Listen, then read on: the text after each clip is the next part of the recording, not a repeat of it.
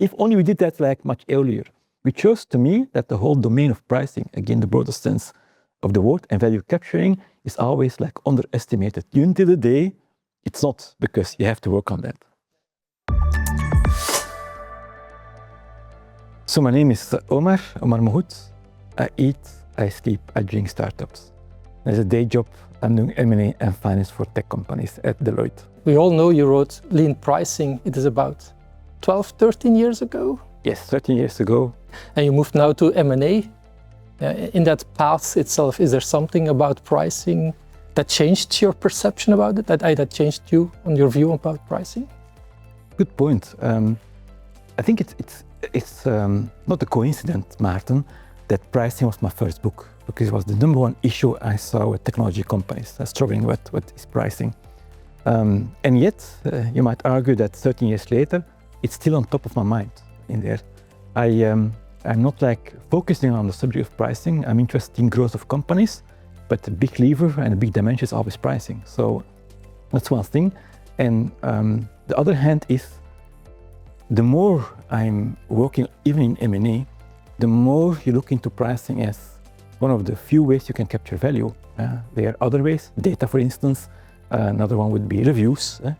But the number one by far, capturing of value, is pricing.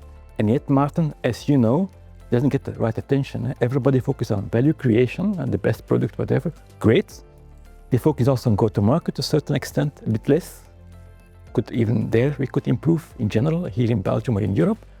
And lastly, value capturing doesn't get the attention it really deserves. And that's still, I'm not saying frustration, but it's an area and a domain where, in my view, should get much more attention. So for all these years, I'm still more than ever convinced that this is subject to be on the table more often than it is today. Yeah, but is it because it's too complex? It's not a question of being too complex. I'm not saying it's not complex in there. It's something very intangible. Creating a product is tangible. Doing marketing campaign is tangible. Pricing, intangible, right? And everybody has opinions and what to do. It's, it's like you're on the dark side of a certain subject. So specifically engineers, technical people coming from very tangible things down to earth. They are blue, they lack numbers, and this is also a number, but it's not like a number you can calculate as such. So they're pretty much lost. So it's one area where guidance is extremely important. Hence, I'm very pleased that it's your subject you're focusing on. And as you're now working in M&A, if you're looking at a potential company you're working with, does pricing pop up on your checklist, or is it typically something as part of an M&A trajectory, the pricing and the pricing power of a company? It's a given. It's absolutely given. I think Warren Buffett at some point said, if a company cannot increase the price by 10%, you have no market power. In other words, you will not invest. That's huge, right? In there. And it always stick with me in general.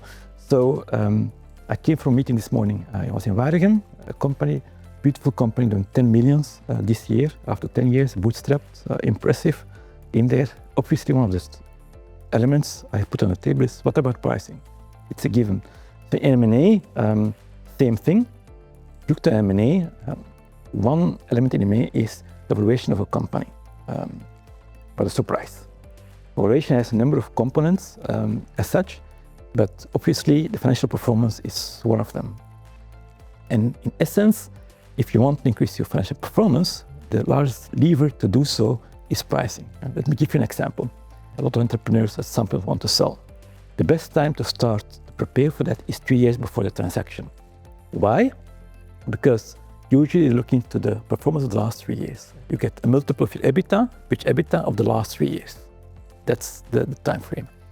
Now, if you have 3 years, Maarten, to optimize and maximize your value, what levers do you have to do so?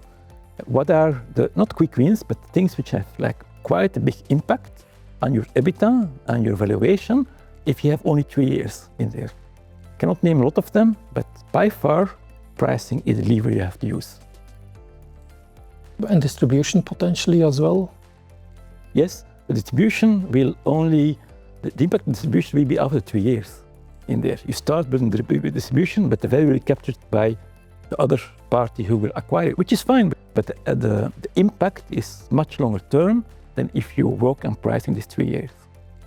And the part of the term of the contracts of the companies, because pricing is one thing, of course, and it's a number you put on there with a certain vision behind that, but then you have, of course, also your contracts themselves. And I hear a lot of companies say, yeah, we want to have long contracts because then we have stable cash flow, less pricing power, in my view, of course, that's all. In M&A, how is that looked upon, the terms in the contract itself? Yeah, that's a good point. Look to M&A and also funding. The difference between M&A and funding is very small, but the difference is in funding you have X number of shares of a company, in M&A you go to 100%. But it's the same process at the end of the day. The buyer has a different profile, but it's the same process. So what's important for tech companies are 2 quantitative and 2 qualitative elements.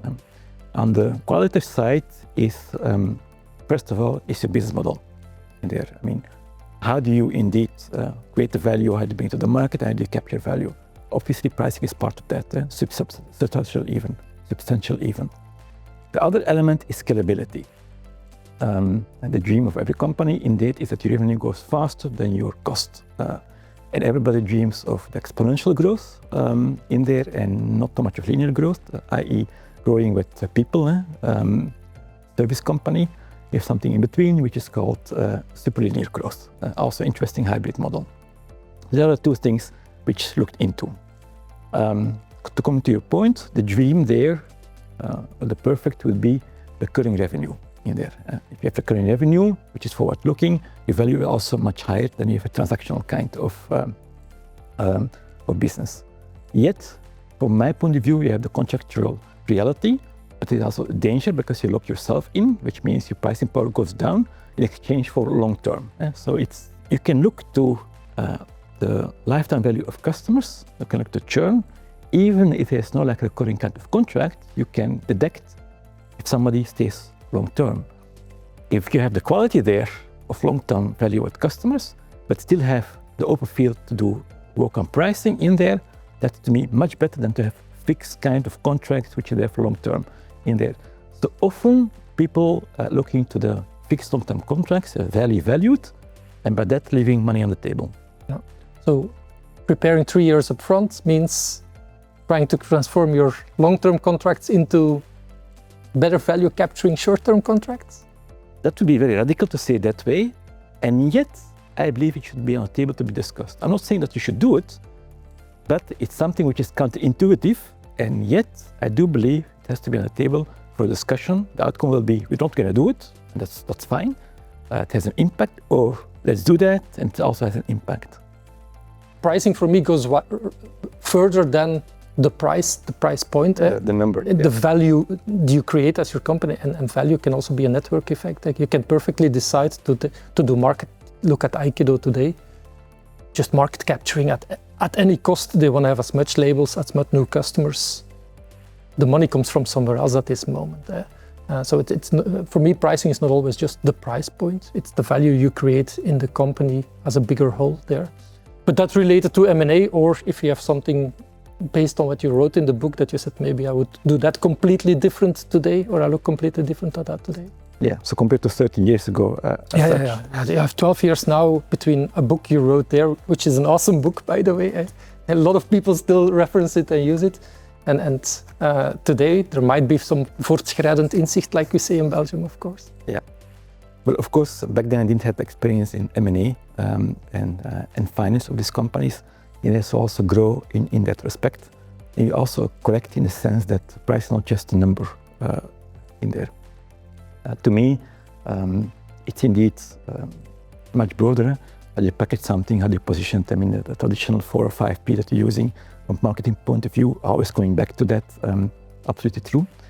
But the whole mechanism of value capturing, which is in itself very broad, is the element where, like I said earlier, doesn't get enough attention, in my view. Now, looking now from an M&A point of view, so if you're an entrepreneur, very likely, Maarten, the last thing you will ever do is to sell your company, right? So it's not something you just can ignore. Hence the reason I said earlier, It might well be that shorter-term contracts might be a better option than long-term contracts, although it's counterintuitive if you fully agree in there, because there's a lot on stake here, right? So if you take it from that point of view in there and you open the whole subject around pricing in the broader sense that we discussed in there, you might end up with a different company, which is quite amazing, eh? That's because you're looking for an exit, you're going to change your company. It doesn't make sense. It's against counterintuitive, right? Usually transformations take time in there, and you might argue that some things you have to be careful with because transformation might take longer than the horizon of selling. Now, to be in reality, you have the 3 years, you sell the company, you have the 2 years earnout. Typically, you have to stay 2 years, so totally it's 5 years, more or less. And yet, despite the fact that transformation will scare you off because it means over horizon, it's a lot of work, maybe you're not going to focus on the right thing is, and yet it's the best time to have that discussion in there. It's like a lever that the whole M&A creates momentum and objective in there, because as an entrepreneur, you look to the future, but now you have a fixed point in time, and you know that the time is starting today to get there. That creates a lot of pressure. That pressure can really have outcomes, and often when you work at companies doing that, Maarten, they will say, if only we did that like much earlier. Which shows to me that the whole domain of pricing, again the broader sense of the word, and value capturing is always like underestimated. Until the day, it's not, because you have to work on that. Yeah, it works today, so why would I change my price? The money comes in, okay, it's not ideal, but I have customers, I have things, and why would I change that? Indeed, and there's no because they say, listen, Omar, we have a very nice gross margin, which is true in software, you can have up to 95%, it's amazing. I don't know any business, I don't know any legal business, I have to be careful, where you can have that kind of margins. It's amazing. And second, you say, listen, Omar, my compound annual growth rate of the last 3 years, always 3 years looking back in there, it's 30%, so 35. And you say, that's great, but you might leave money on the table. We're doing all fine in there. There's no need to question that in 3 years, you might really impress that. And here's the point. The moment you sell, there is, of course, I mean, if you take a typical multiple, which is between 4, 6, 8, depending on other parameters in there, that means whatever you do get multiplied with a factor 4 or 6 or 8. So any euro that you can add in these 3 years, on average, gives you leverage of 4, 5, 6, 7, 8, sometimes 10. Wow, isn't that magic? To me, it's really like magic in there. So yes, it's an amazing time, these 3 years. A lot of things can happen, and people feel like, wow, I've been waking up. Then you become like the real entrepreneur, and next time you're gonna do it different. Yeah, okay. Yeah, the memory of your 1% price increase drops to 10% bottom line. Indeed. Revenue increase. If you then multiply that in the multiples afterwards. Yes, I mean, if you do it, this is a very good logic. Let's take 10 to make it easy to calculate. So you get the 10% on your bottom line. Because you have the multiple on that, you have one-time revenue, the whole value of your company, which you can add in your exit, Maarten. I mean, there is no, maybe there are other ways. Don't know any other way to create more value in such a short time than focusing on that. And not related to pricing, but for you, when you get involved, is that at the moment it starts germinating, that the customer thinking about we're going, so your lead time is 3 years working with these founders, or is it often on a shorter time frame that they want to talk to you and get the M&A done? Unfortunately, people want to sell tomorrow in there. When they contact us, in general, it's true that we are pretty late in there. On the other side, what we're doing is we talk to entrepreneurs. So the person I saw this morning was not planning to sell, but it's good to create awareness at that moment in time. Or we give workshops with FOCA, for instance, which is like readiness for future exit. So we're working with entrepreneurs who are not yet in the mindset of selling to make them aware of that. We're doing workshops to create awareness in there. But when you get the call, it's often like has to be sold by tomorrow. Well, it takes anyway around 9 months, which is too short to really work on that. So something where, in terms of awareness, to start doing it much earlier in planning. In my opinion, there's a lot of work to be done. Working with companies, like if you ever want to do an exit, you have to know that this last 3 years is extremely important. Now we have time, so we can do whole transformation. But as you know, if there's no time pressure, things don't change that fast. So that's the nice thing about these 3 years. Yeah, that's true. If there's one thing you think about, that's very obvious for you now in your current role as M&A advisor, or how do I call that? That's so obvious that you think founders should know. They don't think about that, they're not aware of that, but they really should know that. What would that one thing be? You see, I'm doing that now for almost a year and a half, and it's really a métier. It's something that you learn as such. And what we really offer is it's a structured process. In my view, what a lot of founders say, I can sell my company, I can do it myself. Why would I need an advisor? Why I need to work with Deloitte on the subject in there? From that point of view, what happens is, first of all, there's an opportunity cost. The largest problem you might have, except for fraud or something, is that you start the process, the time that you close this will be 9 months, so almost a year, and you miss your first forecast, short-term forecast, because you focus for the first year. So imagine you forecast you're going to do 10 million in there, you end up at 8 million. I mean, whatever you do, anything behind year one is fantasy if you miss your first year. Why would founders being so bad in estimating the forecast for 1 year, except for some dramatic things that happens, I mean, some war or crises in there? The reason is simple, it's opportunity cost, because if you're focusing on a sale process in there, you don't have time to focus on your customers in your market in there, because your bandwidth will go to the other side. Where of course, we as an advisor are absorbing that kind of energy and time and help you in doing that so you can focus on the business. Yes, you have to give input, of course, that you're going to be involved. So the mistake that they make is by doing it themselves, and some might be able to do it, which is fine, is that focusing on this very intense process, it's especially the closing part, you cannot imagine how intense it is. I mean, it's going really, I mean, it's really in terms of pressure, long days, short nights, the whole thing in there. But even before, it takes a lot of energy in there. I mean, I have a team working on that. Obviously, that time has to be done by somebody else. And we are professional in the sense we do nothing else. It's a machine. Imagine, Maarten, you do it for the first time, never did that, and then you come up with your first forecast. I can guarantee you will not make that forecast. So I think that's the biggest mistake. The second thing is, difference between first-time founder and a second-time founder is the attention they're giving to legal from the beginning to make it spick and span. Yeah, but legal in there, you don't like that in there. All the things that second-time founders doing right, because they learned the hard way, exactly the things that first-time founders don't like. But every week I see term sheets passing. That's my job, see them passing.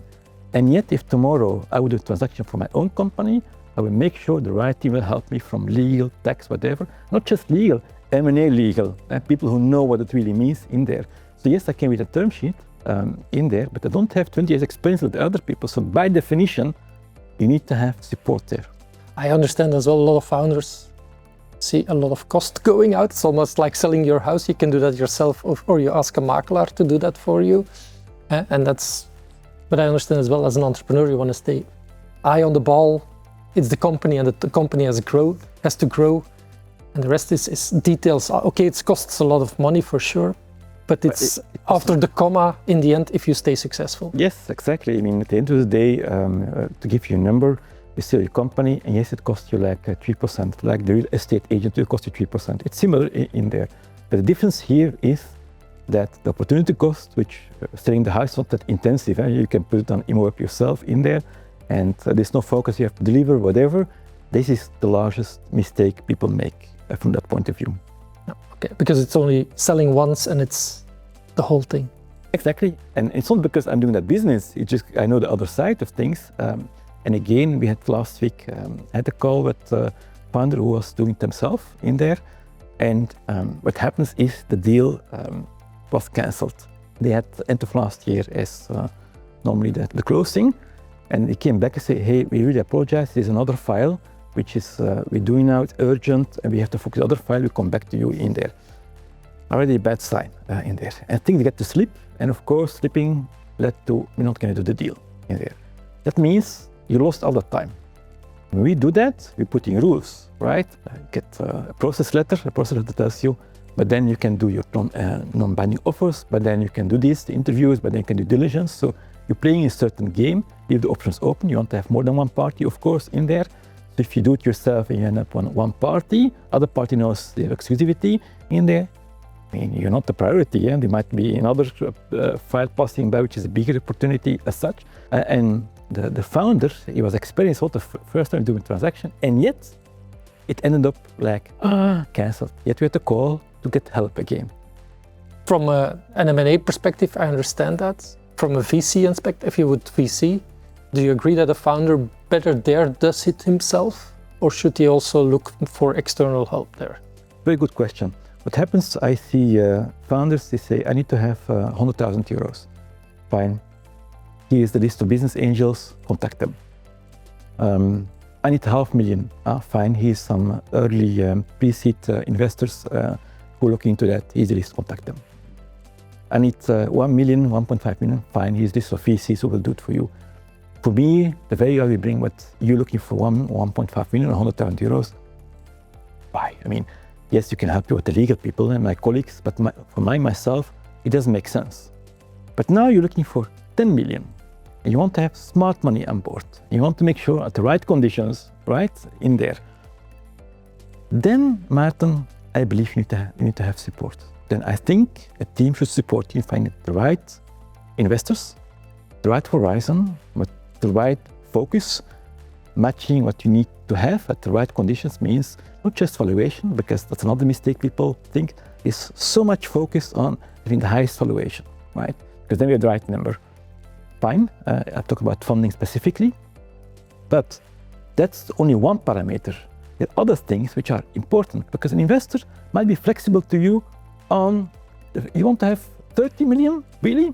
Okay, I agree with you, pre-money, 30 million. But you need to have liquidity preference of factor 3. I need to have some warrants to guarantee you that is like when the down round comes to me. Password 3 years later, you screwed. I mean, you had your valuation in there, but at the end of the day, you looked at the cap table and you looked at the when there's exit, who gets what money in there, and you have to pay 3 times back to the funder first before it's your turn, and then whatever is left is being guaranteed. You might end up with such a small amount of money that maybe it was better to agree to 20 million valuation, perhaps, but you don't have all these exotic clausules which force you to, at the end of the day, at unfavorable conditions. Typical mistake, valuation is such a focus point that you forgot that, and you will be surprised. Investors are quite flexible, so you know, like, oh, we can compensate it in that way. You're expert, Maarten. I mean, it's like you doing pricing. You eat, you sleep, you do pricing. When I talk to you, you know what you're talking about. I mean, do you really think as an entrepreneur, you're talking to investors who are every day talking to entrepreneurs and negotiating that you are better than them? They know what you're doing.